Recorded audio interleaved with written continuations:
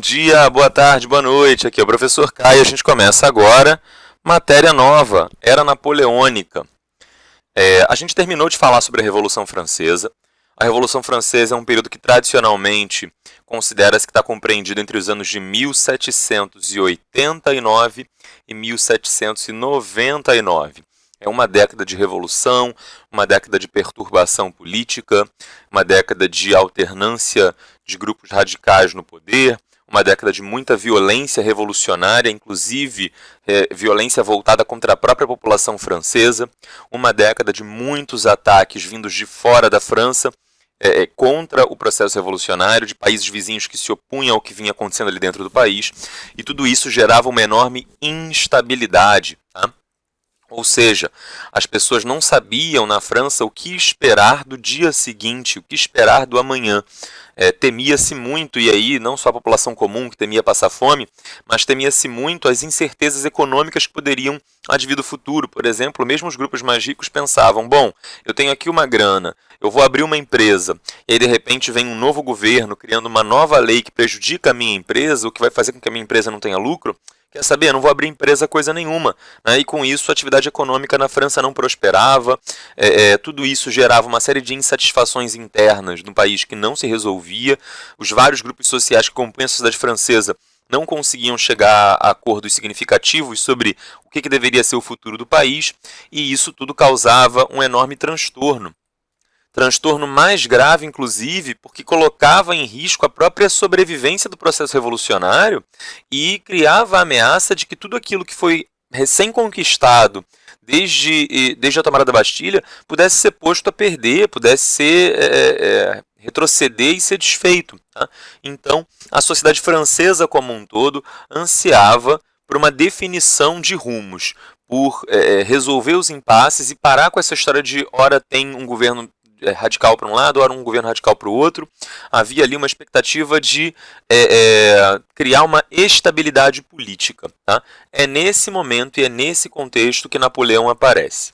Napoleão vai promover essa estabilidade, tá? A gente vai ver os impactos, os efeitos disso na sociedade como um todo, e ele vai acabar também espalhando esse furor revolucionário por toda a Europa, né? Com uma série de guerras contra vários países vizinhos. Isso vai motivar ainda mais todo o continente a se voltar contra a França, e cedo ou tarde os franceses vão ser derrotados, e quando forem derrotados vai haver uma enorme negociação entre os países vencedores que derrotaram Napoleão para definir o futuro do continente. Essa reunião dos países vencedores para definir o futuro do continente foi chamada de Congresso de Viena. Então, a gente vai falar agora sobre a Era Napoleônica, a Guerra pela Europa e o Congresso de Viena.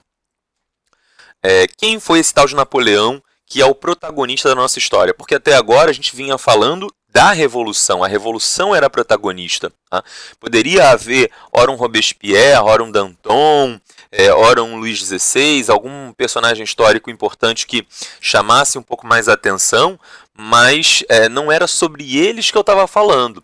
Eles eram meros coadjuvantes, eles eram os personagens de apoio, e o personagem central da nossa história até agora era a Revolução Francesa. Ou seja, um fenômeno social, né? Descarnado, não tem um indivíduo que representasse a Revolução Francesa como um todo. Robespierre não era a Revolução Francesa como um todo. Havia gente fazendo a Revolução antes dele e havia gente fazendo a Revolução depois da sua morte.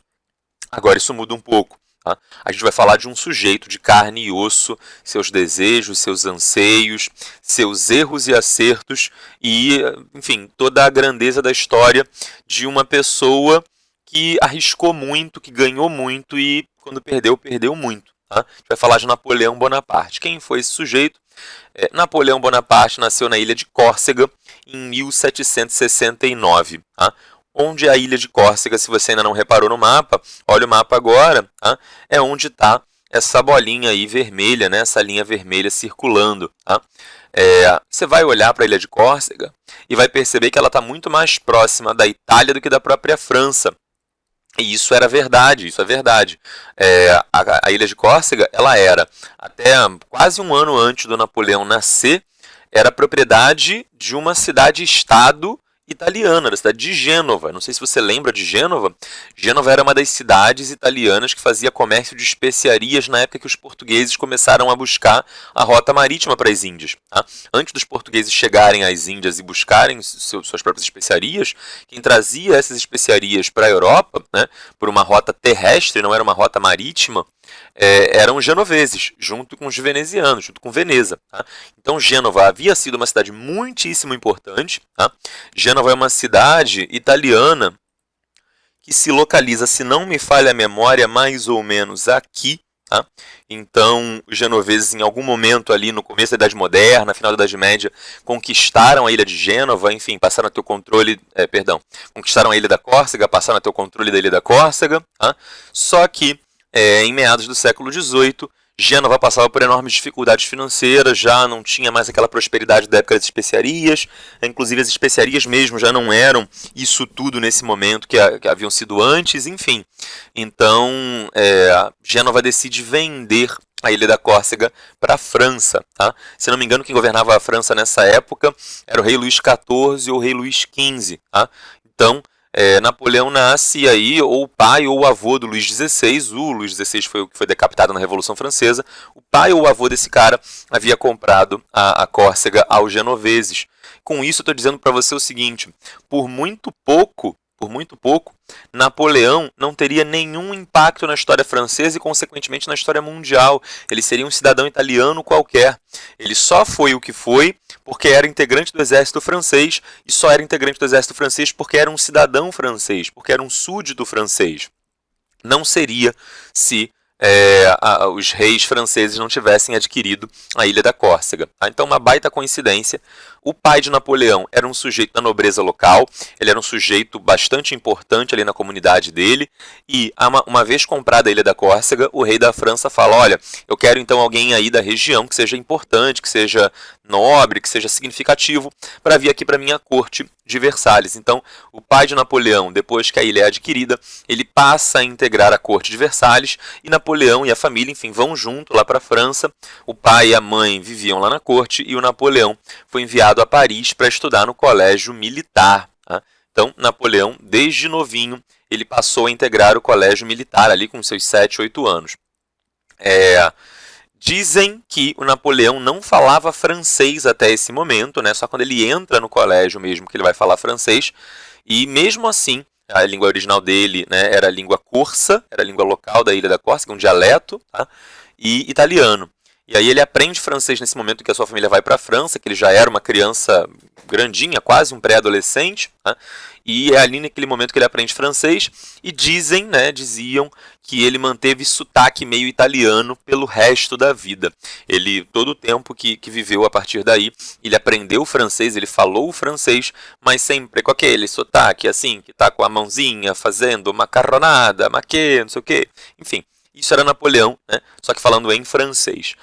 Outra coisa que fala sobre Napoleão é que ele se sentia, né, num certo sentido, mais italiano do que francês, porque, ou pelo menos nesse primeiro momento da vida, porque ele dizia: olha, eu descendo do povo que construiu o Império Romano. Né? Vocês franceses descendem de povos germânicos, povos bárbaros, os francos, que invadiram essa terra aqui depois que Roma caiu. Eu não, eu descendo daquele povo, né, que enfim, habitou depois toda a Itália e tal, descendo daquele povo que construiu o Império Romano, eu descendo de um povo grandioso. Então, dizia-se, né, na época, que Napoleão tinha um certo orgulho, assim, uma certa empáfia de dizer: olha, eu sou de um povo incrível, construiu um império e tal, e tudo isso se refletiu numa enorme admiração de Napoleão pelo Império Romano, pela antiga civilização romana, especificamente pelo general Júlio César, que foi o general romano que conquistou a região da França, tá? Foi considerado um dos maiores generais aí de todos os tempos.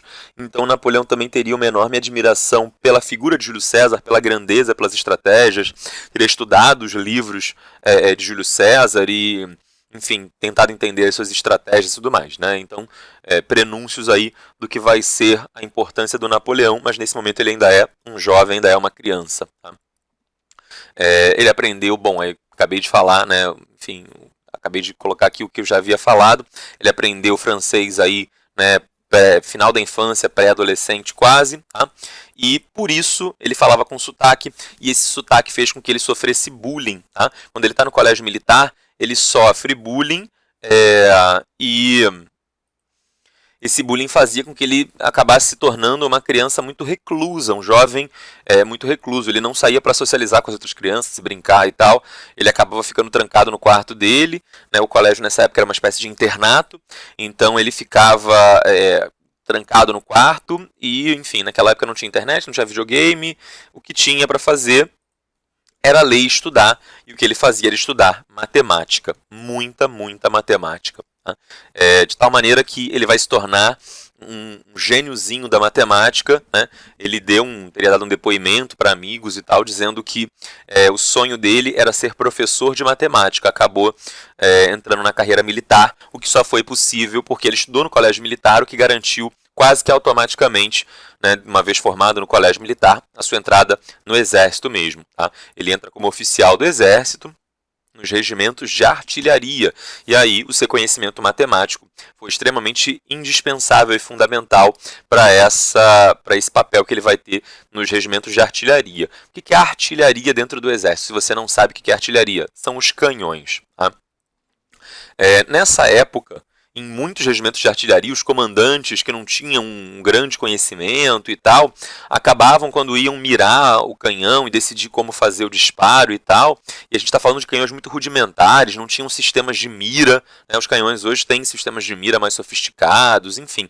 Naquela época não, era muito na base do cálculo, ou se o comandante fosse preguiçoso, era na tentativa e erro. Atira a primeira bala. E a bala foi muito lá em cima do alvo, então desce um pouquinho o canhão, desce alguns graus aqui de inclinação o canhão. Atira agora. Tira agora, não chegou nem perto de onde tinha que chegar. Levanta um pouquinho mais, vira para cá, vira para lá. Calcula o impacto do vento desviando a trajetória da bala. Enfim, são necessários cálculos. Tá? O comandante que não era competente fazia na base da tentativa e erro. Tenta, errou. Tenta de novo, errou. Tenta de novo, uma hora acertava. O Napoleão, graças a esse conhecimento matemático que tinha, ele conseguia calcular razoavelmente bem a trajetória dos seus tiros e tal, o que deu a ele uma precisão muito grande no comando desses regimentos de artilharia, né, o que fez dele um brilhante oficial dos regimentos de artilharia. Tá? Napoleão, ele, em 1785, ele entra aí como oficial. A gente está falando de 4 anos antes, ele é oficial do exército. Estou falando de 4 anos antes da Revolução Francesa, de 1789. Tá? Com a Revolução Francesa, ele tinha que escolher um lado, e ele acaba se alinhando com os jacobinos, tá? Porque como ele era de origem corsa, e a Córcega não gostava muito de fazer parte da França nesse momento, os corsos não se viam muito como franceses nesse momento, então existia ali, por parte da população da Córcega, uma certa oposição, um certo distanciamento em relação à elite francesa. A população da Córcega se sentia explorada pela elite francesa, e quando eu falo elite francesa, eu estou falando da grande burguesia, dos girondinos e tal. Então predominou na população da Córcega um alinhamento político com os jacobinos, e o próprio Napoleão, pela sua origem corsa, acabou também se alinhando com os jacobinos. Tá?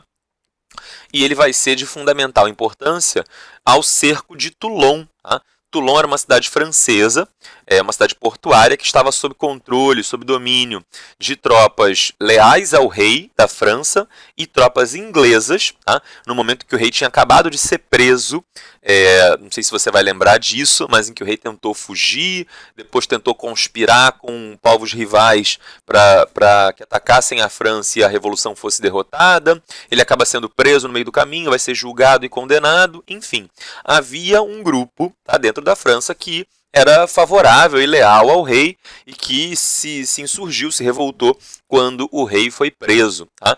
Uma das cidades que estava sob controle desse grupo era a cidade de Toulon, na França, e também havia presença inglesa nessa cidade, porque a Inglaterra também não estava vendo com muitos bons olhos ali o que vinha acontecendo na Revolução Francesa.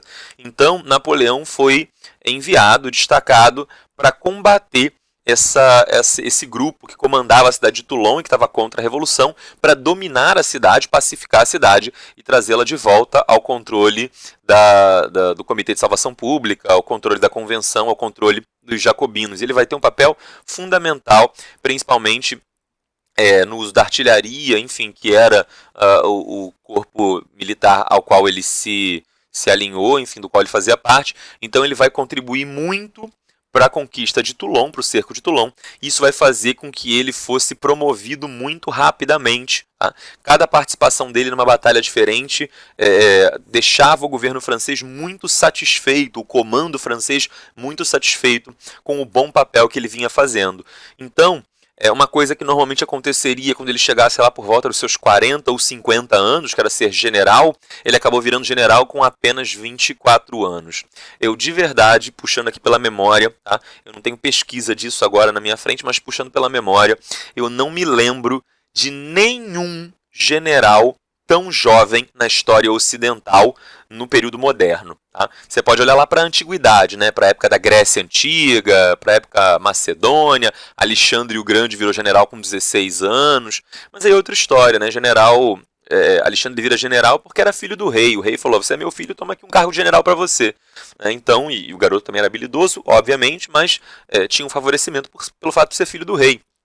Um sujeito que fizesse parte de um exército profissional, hierarquizado e meritocrático, sem nenhuma descendência militar relevante, que criasse nenhum tipo de mecanismo de favorecimento, um sujeito que conquistou o cargo só pelo mérito, só porque era bom, chegasse a general aos 24 anos, eu não conheço outro, pelo menos da Idade Média para cá, em qualquer lugar do mundo ocidental. Não conheço muito da história do Japão, da China, da Ásia em geral, não sei se lá pode ter acontecido algo semelhante.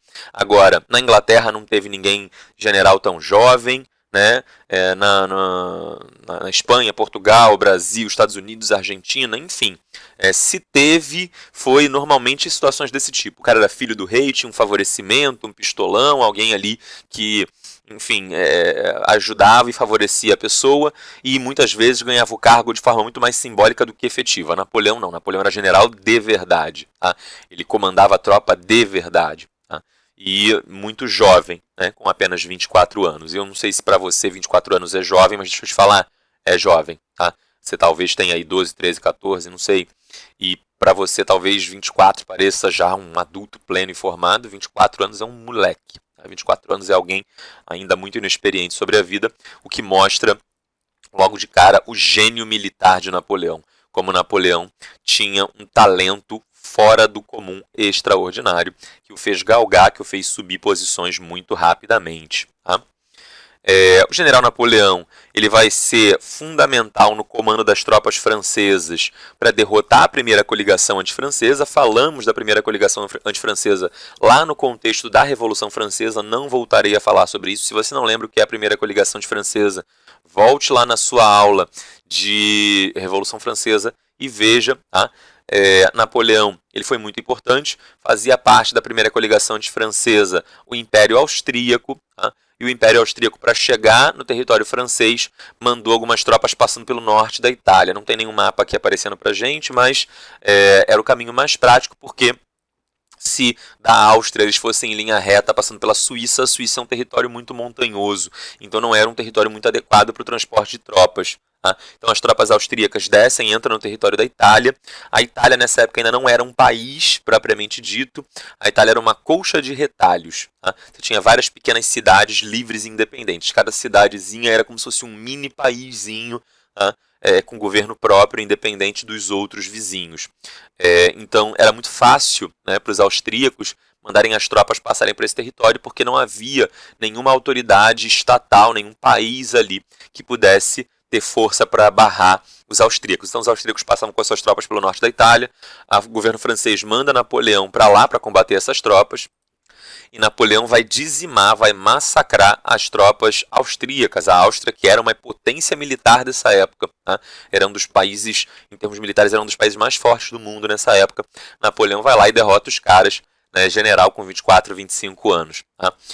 Depois ele é chamado de volta para Paris para tentar combater um golpe monarquista que vai acontecer contra o governo do diretório.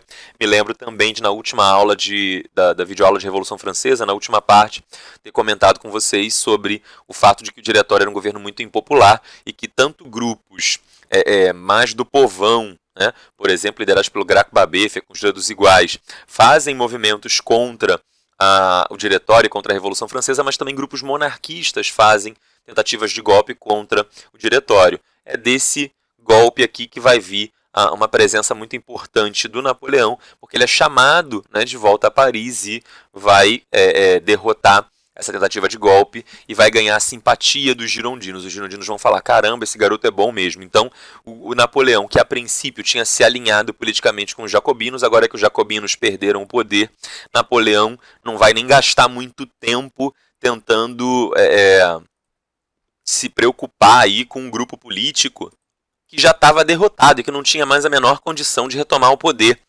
Napoleão percebe rapidamente que a maré está virando, que os jacobinos estão perdendo a influência, que agora quem manda na parada são os girondinos. Ele fala, olha, é com os girondinos agora que eu vou me juntar, eu vou colar nesses caras. Então os girondinos querem também o contato e o apoio com esse jovem general, porque ele tem tido um papel muito importante para combater os inimigos da França, tanto os externos, como o Império Austríaco, quanto os internos, como essas tentativas de golpe que vinham acontecendo. Então isso vai fazer com que Napoleão virasse meio que o protetor do governo francês, o protetor da República Francesa, e com isso, né, ele vai ganhando muito prestígio, vai ganhando muito poder e vai ganhando muita riqueza. Ele vai se tornando um sujeito extremamente influente dentro da França e tendo um papel político cada vez maior. A princípio, em geral, militar não é para ter papel político. O militar fica lá no quartel, né, fazendo suas funções militares. A política é uma outra história. Napoleão ele começa a misturar essas duas coisas e usar o prestígio militar para adquirir poder político e também com isso adquirir riqueza, e vai crescendo cada vez mais como um personagem central no final da Revolução Francesa. Nesse momento, então, Napoleão ele organiza e planeja, obviamente com a autorização, com o aval do governo do Diretório, ele organiza uma expedição em direção ao Egito. O Egito era um entreposto, era um ponto no meio do caminho para uma rota comercial inglesa muito importante. A primeira coligação foi derrotada quando Napoleão derrotou os austríacos, mas a Inglaterra, que lá atrás no cerco de Toulon já tinha se colocado contra a Revolução e que agora continuava também fazendo oposição muito cerrada, a Inglaterra via com muita preocupação o que estava acontecendo na França por um motivo simples. Isso já havia acontecido na Inglaterra um século antes. E na Inglaterra, quando a burguesia toma o poder, se torna a elite dominante, isso faz com que a Inglaterra se industrialize e vire uma potência. Era exatamente isso que a Inglaterra temia agora, que a burguesia francesa pudesse manter o poder, industrializar a França e que a França pudesse se tornar concorrente da Inglaterra. Então, a princípio não faz muito sentido, né? Por que a Áustria luta contra a Revolução Francesa? Porque a Áustria é antigo regime e quer que a França continue antigo regime. E por que a Inglaterra luta contra a Revolução Francesa? Porque a Inglaterra não é antigo regime mais, mas quer que a França continue sendo. E você vai me perguntar, mas será que para a Inglaterra não era bom ter outro país que não fosse de antigo regime? E a resposta é definitivamente não, porque os ingleses nesse momento já haviam entendido que antigo regime era sinônimo de atraso. Antigo regime significava uma economia fraca. Antigo regime significava você ser um país débil, não ser uma potência. A Inglaterra, já havia deixado o antigo regime para trás e já havia virado uma potência. Ela tinha um medo enorme de que a França também pudesse fazer algo semelhante e pudesse crescentemente tentar tomar o que era da Inglaterra, né? Mercados consumidores, prestígio internacional. Então a Inglaterra ela vai agir muito fortemente contra a Revolução Francesa. Napoleão percebe isso e pensa, a gente precisa derrotar a Inglaterra, é muito difícil invadir a Inglaterra, então vamos tentar atacar onde dói na Inglaterra. Na Inglaterra dói no bolso. A Inglaterra é um país que depende muito fortemente do seu comércio internacional, depende muito fortemente da matéria-prima que vem das suas colônias. Uma das grandes colônias inglesas era a Índia, então muita matéria-prima, muitos produtos, muitas mercadorias vinham da Índia, chegavam ali até o Egito. Dá para você vir pelo Oceano Índico, entrar no Mar Vermelho, para no Egito. Ali do Egito elas eram transportadas por terra até um porto no Mar Mediterrâneo. Aí do Mar Mediterrâneo elas seguiam pelo Mar Mediterrâneo, chegavam no Oceano Atlântico e desembarcavam lá na Inglaterra. muito mais rápido, obviamente, do que você ter que descer do Oceano Índico até o sul da África, né? Que foi o que os portugueses fizeram, por exemplo, na época que estavam tentando buscar as especiarias da Índia. Eles tinham que descer até o sul da África. A Inglaterra falou, não, vou cortar caminho pelo Egito. Então o Egito era um ponto muito importante para a rota comercial inglesa que passava pela região. E Napoleão falou, bom, se nós franceses dominarmos o Egito, a gente vai proibir que esses produtos ingleses passem, isso vai enfraquecer a economia inglesa. E os ingleses vão parar de encher nossa paciência aqui. Então Napoleão vai até o Egito com uma expedição militar, tá? Em 1798. Ele, a princípio, vence algumas batalhas, perde outras, a coisa fica meio que num impasse. Tá? E aí, no ano de 1799, ele fala, quer saber, vou voltar para a França, porque os eventos políticos da França, nesse momento, me interessam mais do que conquistar um território que, enfim, para a França não vai mudar muita coisa em termos econômicos, então vou lá para a França. Napoleão ele vai embora do Egito em 1799, tá? Para tentar interferir mais diretamente na política francesa. Tá? Ele deixa um outro general, né, tomando conta de uma parte das tropas lá no Egito, tá? E volta para a França. Esse general que ficou no Egito vai ser derrotado algum tempo depois e 100% das tropas francesas que restaram vão acabar voltando para a França também. Tá? A Inglaterra ela mantém o domínio sobre o Egito inalterado, intacto. Mas só para você entender aqui, houve esse momento importante, curto, tá? De curta duração, em que Napoleão passa pelo Egito e invade o Egito. Tá? Tem essa imagem aqui ilustrativa, né, do Napoleão cavalgando aí um camelo, com alguns dos seus generais atrás dele, um guia local, né, um guia, enfim, com feições e roupas árabes, e guiando Napoleão por um caminho desértico. Tá? Coisas importantes sobre a passagem de Napoleão pelo Egito. Napoleão era um amante da ciência. Tá? Ele, pela sua paixão pela matemática, pelo seu desejo de ser professor de matemática, enfim, ele entrou na Academia Francesa de Ciências. Tá? Então, quando ele vai ao Egito, ele vai com uma mentalidade de conquistador militar, mas também de cientista, querendo investigar e entender um povo e uma cultura diferente. Então, ele leva consigo uma série de sábios, de pesquisadores e de cientistas que vão tentar entender melhor a história do Egito Antigo, os primórdios da civilização e toda essa questão. Um dos caras que vai com o Napoleão é o Jean-François Champollion. Tá? Não confundir, por favor, com Chapolin. É Champollion. O que o Champollion fez? Um dos soldados franceses que estava lá no Egito, ele, enfim, entre uma batalha e outra e tal, descansando, eles andavam pelo meio dos monumentos e investigavam e tal. Grande parte dos monumentos egípcios nessa época estavam cobertos de areia pelas areias do deserto, né? Não havia um esforço muito grande de preservação. A gente sabe que as pirâmides são muito grandes e que, obviamente, é muito difícil que as pirâmides sejam encobertas, mas outros monumentos egípcios, templos e tal, esses todos estavam soterrados pelas areias do deserto. Então, um momento desses, né, um dos generais, um dos soldados ali do exército do Napoleão, descansando num canto, né, os ventos haviam naquele momento ali empurrado um pouco da areia para um canto, para o outro, deixando um pouco à mostra uma pedra preta, bem escura, um granito preto. E aí esse soldado vê esse granito e fica muito curioso, chega perto dele e vê um monte de desenhinho, um monte de coisinha, né, desenhada nesse granito e fala, que troço esquisito isso aqui. E aí o soldado vai lá e avisa aos cientistas que estavam com Napoleão. Esses cientistas vêm e falam, caramba, que pedra incrível. Nesta pedra há um texto. Um mesmo e único texto, escrito em 3 idiomas diferentes. 2 idiomas egípcios, tá? A língua hieroglífica, né? Que é a primeira que você vê aqui em cima, isso é a língua hieroglífica. Aqui embaixo, você vê que está escrito também numa língua estranha egípcia, chamada demótica. Tá? A escrita demótica era uma simplificação da escrita hieroglífica, mas também era uma escrita egípcia. E por último você vê o mesmo texto escrito em grego. Tá? A gente está falando de uma pedra, né, que data de um momento da história egípcia, bem já do final do Egito Antigo. É um momento posterior à conquista de Alexandre o Grande. Você sabe, você deve ter estudado isso na matéria de Grécia Antiga, né? Alexandre o Grande era macedônio, conquista a Grécia, falava grego, estende seu domínio para uma grande região do Oriente Médio. e após a sua morte, vários dos generais de Alexandre passam a dominar essas várias regiões. Tá? O general de Alexandre que dominou a região do Egito era um cara chamado Ptolomeu. E aí ele se torna faraó do Egito. Ele era grego, ele tinha sangue grego, falava idioma grego, fisicamente parecia grego, não tinha nada a ver com a população local, mas se tornou o faraó do Egito, né, após a morte de Alexandre o Grande, e depois os filhos de Ptolomeu e netos e bisnetos, enfim, uma dinastia ptolomaica. Tá? A famosa Cleópatra, aquela que namorou o Júlio César e tal, ela era desse grupo ptolomaico, dessa dinastia ptolomaica. Ela falava grego, ela tinha sangue grego, aparência grega. Enfim, os Ptolomeus eles não se misturavam muito com a população egípcia, né?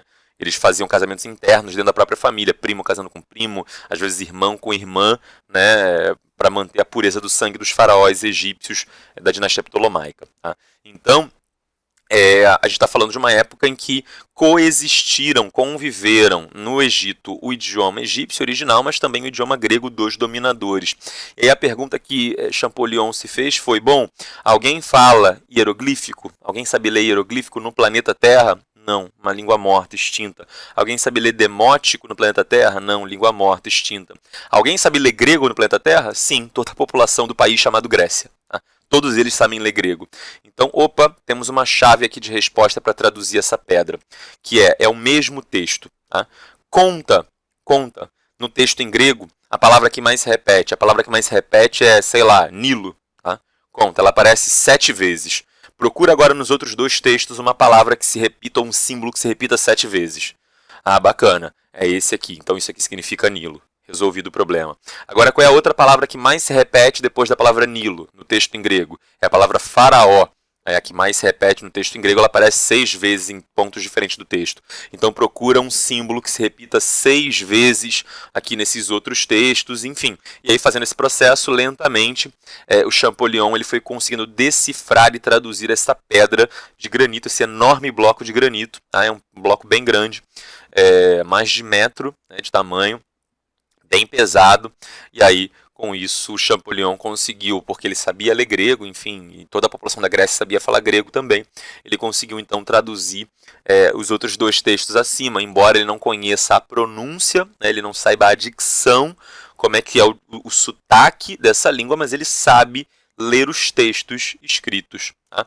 Então ele sabe o que cada coisa significa, e aí, a partir desse momento, né, ele vai publicar livro, vai fazer sua pesquisa e tal, a partir desse momento está aberta, né, a porta para que os historiadores conheçam a história do Egito Antigo, um povo cuja escrita desapareceu, cujo idioma desapareceu e que ninguém mais sabia ler, mas que por sorte alguém deixou um texto, né, com tradução, o texto egípcio com tradução para o grego, e aí sim ficou muito mais fácil para que os cientistas entendessem. Então, graças a Napoleão, a gente é capaz hoje de conhecer muito sobre a história do Egito Antigo, porque o Napoleão teve a sagacidade nesse momento, a inteligência e o brilhantismo de levar consigo os cientistas para entender a terra que ele estava dominando e não só para dominar essa terra. Essa pedra de granito preta e tal, ela foi batizada de Pedra de Roseta. Tá? Outro detalhe curioso e importante sobre a presença de Napoleão no Egito, você provavelmente já deve ter visto na TV, em algum livro, em algum lugar, uma imagem da esfinge. Tá? Tem um corpo de leão, um corpo de animal e uma cabeça humana. Tá? Só que você deve ter reparado que o nariz da esfinge está quebrado. Tá? E você fala, caramba, esses egípcios, eles eram uns incompetentes, construíram essa esfinge aí, mas de que adianta?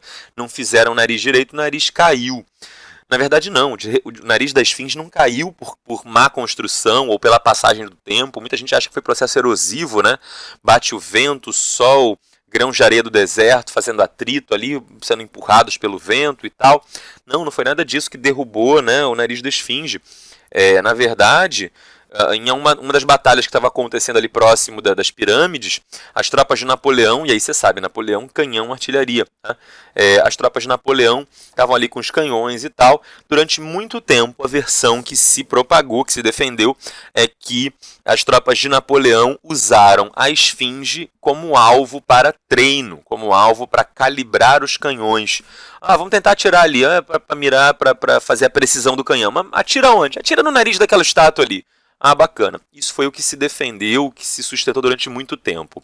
Hoje em dia, de alguns anos para cá, não se fala mais nisso. Tá? Essa versão está quase completamente superada. Talvez só no Egito mesmo exista gente defendendo isso. Se você for um dia ao Egito, um guia turístico talvez te fale isso. Mas por quê? Porque o que se sustenta hoje é que a própria população do Egito, um exército local, tá? Um exército egípcio e inglês, teria atacado o nariz da esfinge para praticar. Quem praticou tiro com o nariz da esfinge, na verdade, não foi a tropa francesa, foi a tropa egípcia e inglesa. Tá? E aí, muitos historiadores usam dois argumentos aqui para defender que não foi Napoleão que mandou atirar no nariz da esfinge. Primeiro argumento, Napoleão ele tinha um grande amor pela ciência. Se não fosse assim, não teria levado cientistas consigo para conhecer o Egito.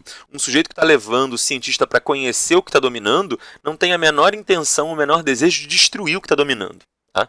Se fosse só uma intenção destrutiva, ele não precisaria se dar o trabalho de levar cientistas. Então isso já torna pouco plausível que Napoleão tivesse tanto desprezo, tanto desapreço pela esfinge, por um monumento tão antigo. Em segundo lugar, Napoleão era muito mais habilidoso no comando da sua artilharia do que outros indivíduos na média. Né? Ele não precisava ficar praticando tentativa e erro. Ele não era o cara que ficava fazendo tentativa e erro. Ele que fazia o cálculo matemático, porque ele era bom de matemática. Tá?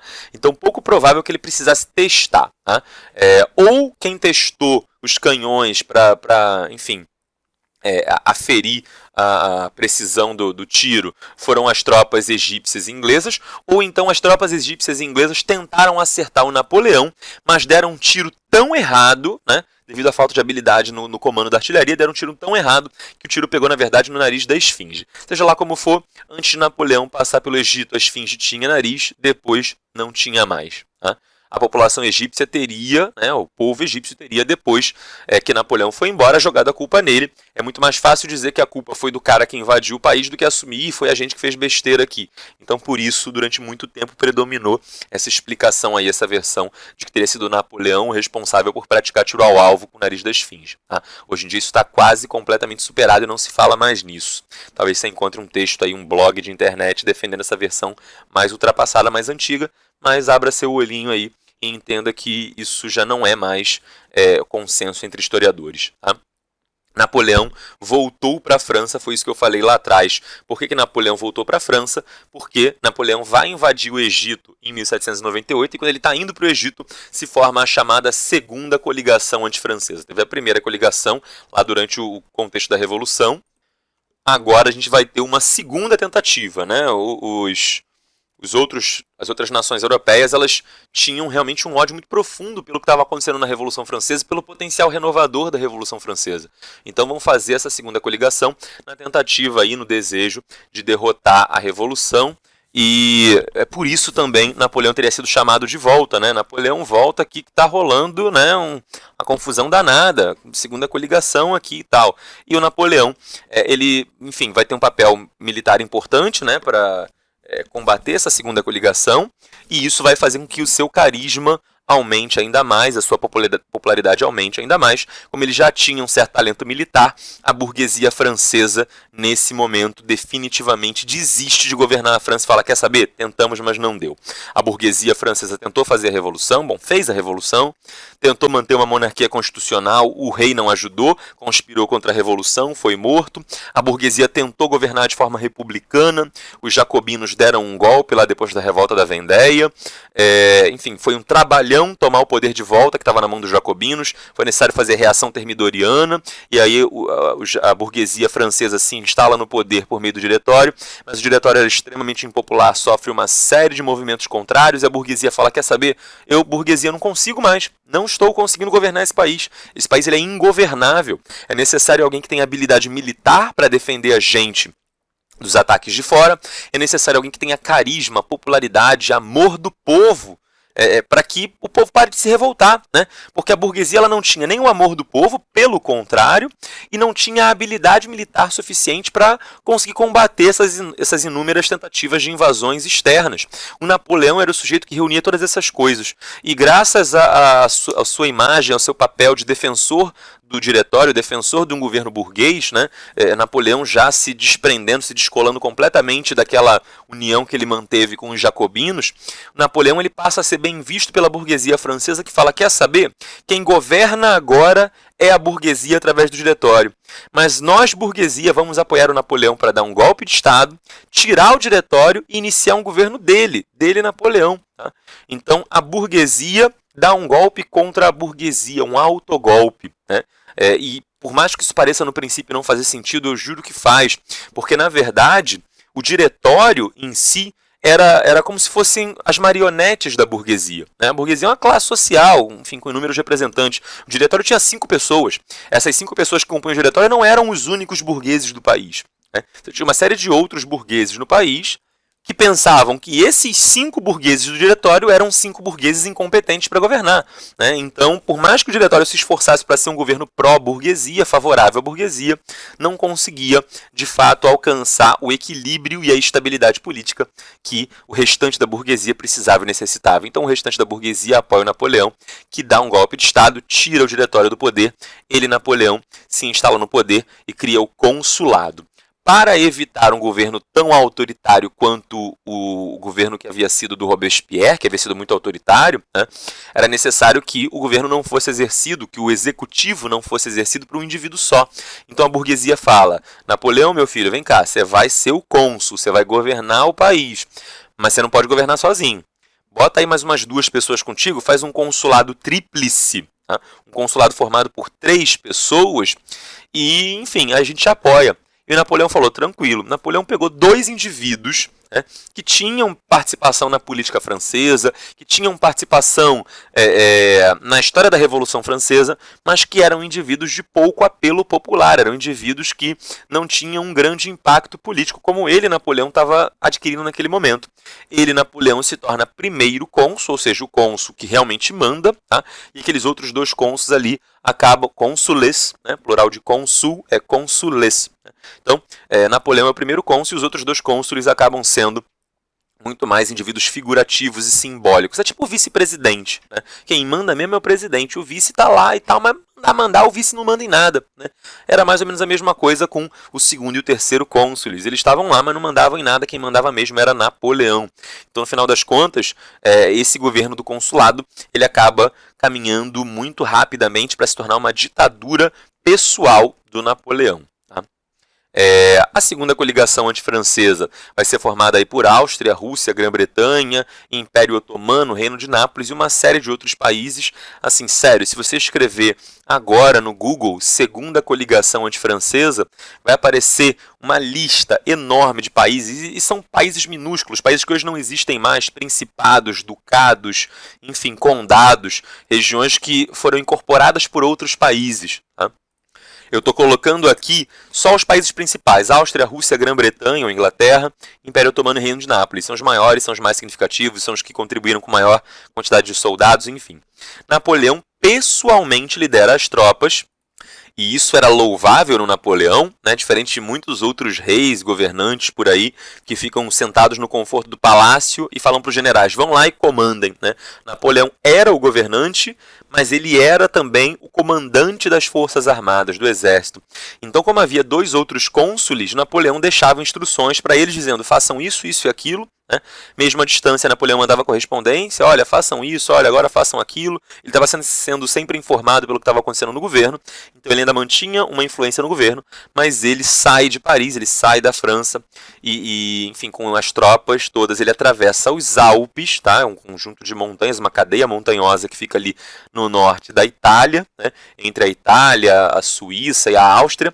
Ele atravessa essa cadeia montanhosa, ataca as tropas da segunda coligação ali no norte da Itália e tal, e conquista, né, o território da Itália inteiro para a França. Esses vários territórios que eram uma colcha de retalhos dentro da Itália, né, cidadezinhas que eram independentes umas das outras, Napoleão conquista todas e fala: agora quem manda aqui sou eu, Napoleão. Eu vou juntar vocês todos num reino, tá, chamado Reino da Itália, que no final das contas era um reino que não servia para nada, que não tinha independência e autonomia, era um reino de mentirinha, era um reino de fingimento, que obedecia a Napoleão. Tá? Era só para Napoleão meio que fingir que ele não era um ditador dominador. Ah, não, eu não dominei não, vocês aqui, Reino da Itália, são livres e independentes. Mentira, não eram independentes de coisa nenhuma, obedeciam a Napoleão, mas enfim. Napoleão então atravessa os Alpes, né? Essa pintura aqui ela foi feita depois, obviamente, né? Napoleão não ficou parado no meio da montanha com um cavalo, tadinho, o cavalo empinando nas patas traseiras por horas e horas enquanto o pintor pintava, né? Enfim, a expedição militar aconteceu, Napoleão venceu e depois que voltou, o quadro foi feito, tá? Esse quadro ele é muito famoso, tá? Ele é de um pintor chamado Jacques-Louis David. Tá? Jacques-Louis David foi um dos grandes pintores, um dos grandes retratistas do governo de Napoleão. Napoleão ele gostava de se cercar de artistas para representá-lo, pintá-lo, coisas em sua honra e tal. Então Jacques-Louis David vai pintar esse quadro muito famoso. Tá? Na verdade essa é uma das versões do quadro, foram pintadas várias versões. E aí, obviamente, depois que Napoleão já tinha voltado, mas Napoleão consegue simplesmente esmagar a segunda coligação antifrancesa e dominar um grande território dentro da Itália, criar um país fantoche, um país fake dentro da Itália e falar, vocês são livres e independentes, desde que me obedeçam em tudo que eu quiser. Se não me obedecerem, eu venho aqui com as minhas tropas e invado outra vez. E aí, Napoleão com isso acabou de criar um aliado. Né? Em vez de ter que brigar contra esses territórios, agora ele manda nesses territórios, esses territórios se tornam seus aliados. E essa mais ou menos é a postura que Napoleão vai fazer ao longo do seu governo. Né? Ele vai dominando territórios e os territórios dominados vão sendo, à força, obrigados a se aliar com a França e contribuir com o esforço de guerra francês. Tá? Não vou entrar agora nas reformas napoleônicas, a gente para na derrota da segunda coligação, na vitória francesa contra a segunda coligação. Para falar das reformas napoleônicas, a gente vai gastar um bom tempo, são reformas complexas, densas e muito importantes. Ficam para a próxima aula, por hoje é só, beijos, abraços, fiquem bem e lavem bem suas mãos.